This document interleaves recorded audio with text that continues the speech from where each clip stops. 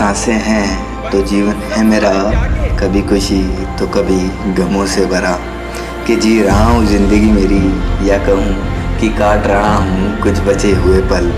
पूरी ज़िंदगी बीत गई यहाँ तक आते आते, क्या मिला इस ज़िंदगी से अभी तक समझ ना पाया हूँ। कहने को तो इस धरती पर मनुष्य के जीवन को सुखदायी बनाने के लिए सभी कार्यों पर अमल किया गया है और उनका विकास भी।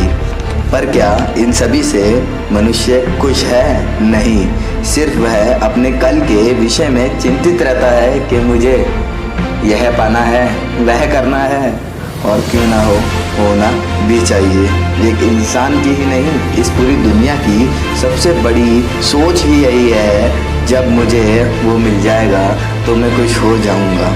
गीता में स्वयं श्री कृष्ण ने यह बताया है कि सुख बाहरी विकल्पों में नहीं, स्वयं अपने भीतर निवास करता है। और आज का जीवन सुख को पैसों में तलाशता है, और स्थिति को यहाँ तक लाने वाला कोई और नहीं, स्वयं मनुष्य है। हमने ही इस समाज को ऐसा बनाया है। क्या आपने कभी सोचा इस दुनिया में अभी भी ऐसे लोग हैं जो दिन रात पसीना बहाते हैं सिर्फ 2 टाइम की भूख के लिए? कहने को तो इस जीवन में एक इंसान ही दूसरे इंसान का सहारा है, पर देखा जाए तो हर इंसान यहाँ अकेला है। जीवन में एक बात अवश्य याद रखना, किसी की भी बुराई करके कभी मत खुश होना, क्योंकि वो दिन दूर नहीं होगा जिस दिन आप ही आपकी नज़रों में गिर जाओगे।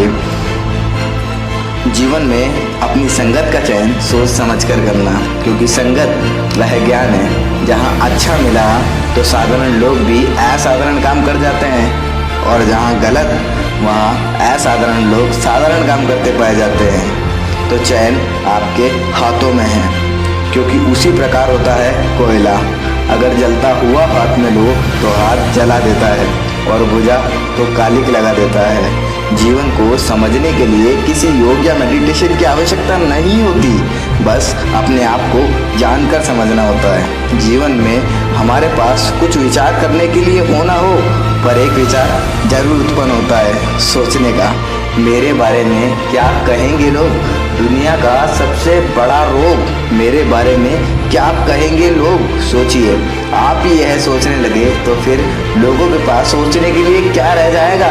फिर आप में और लोगों में फर्क ही क्या रह जाएगा?